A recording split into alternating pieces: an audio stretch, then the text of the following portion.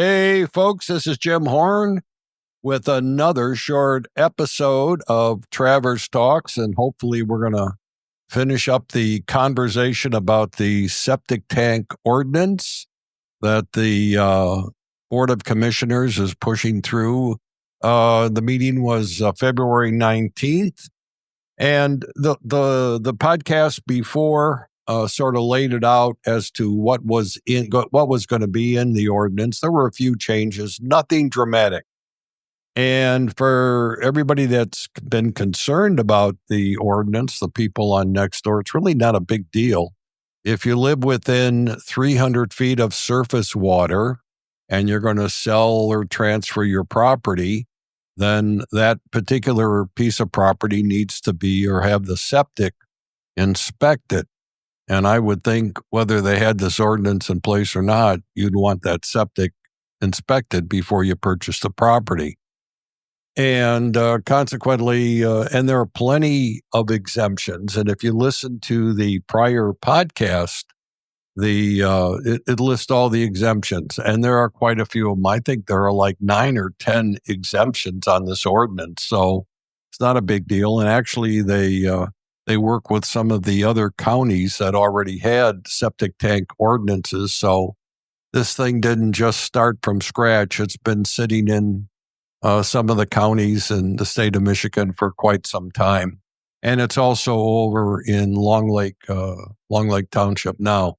Anyway, I'm going to let you listen to Mr. Leahy, and he's from the health department. He's sort of going to outline the next steps, which the board approved on Wednesday, February 19th. And you can listen to him. I'll make some comments. Hopefully, it shouldn't be too difficult to understand. So here he goes. Put it in front of them an option to make a motion per the recommendation of the board packet to set a public hearing time, date, location, and give direction to the health department to begin putting that process in place to host a hearing needed to adopt the regulation. So I want to dive into that a little bit here. So what he's saying is there's going to be a public hearing on this. Now, the public may say, well, maybe we should add this or maybe we should add that. There was some real estate people that made some comments during the public comment section that they thought, some couple other things ought to be added to the ordinance. And that's going to be taken a look at here within the next year. So let's let them listen on. Well, we did meet with legal counsel just yesterday. We had a really good conversation about what those steps look like, right? So ultimately, I learned a lot yesterday about the difference between adoption and approval. So first comes that adoption step by the board. The board can do that as a whole board, or the board can make a recommendation to have a committee do that. That committee would review, take public comment, and at that public hearing, that is to be scheduled, and then we could either make changes based off that public hearing to incorporate into the regulation, and then that committee or the full board can push it to the full board then for approval. Okay. The public comment section, I know there have been some public comments on Nextdoor that oppose this. You can go to the public hearing when that's scheduled. They'll notify everybody. And you go to the public hearing and voice your concerns about the forthcoming ordinance.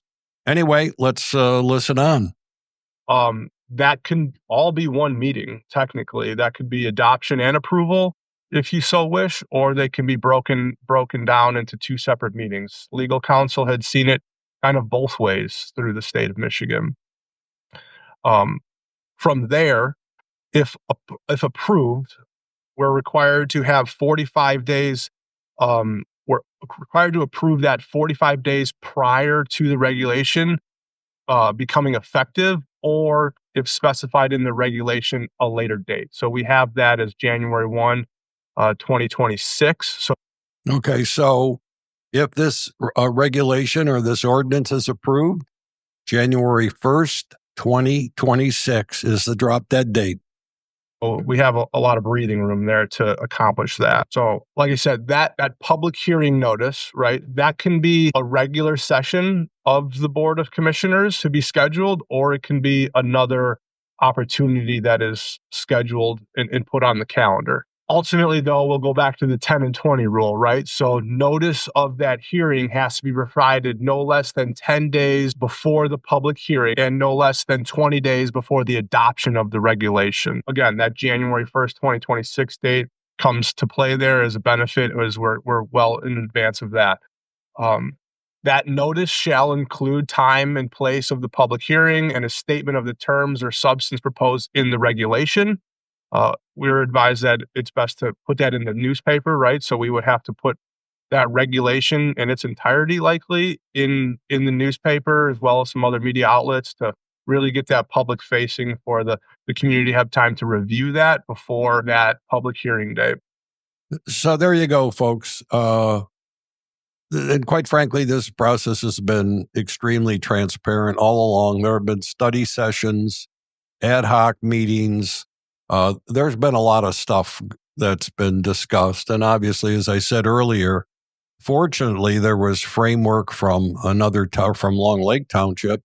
And I think Benzie also, the county of Benzie also has a septic tank ordinance. So this wasn't a seedling, so to speak. This thing was well thought out before, and consequently, and like I said, everybody's really known about it. It's been in the Traverse City Record Eagle, and if you read that. Anyway, there you go, folks, and we'll be watching for the public meetings or the public hearings if anybody's got anything to say. Hey, Traverse City, take care and have yourself one great day.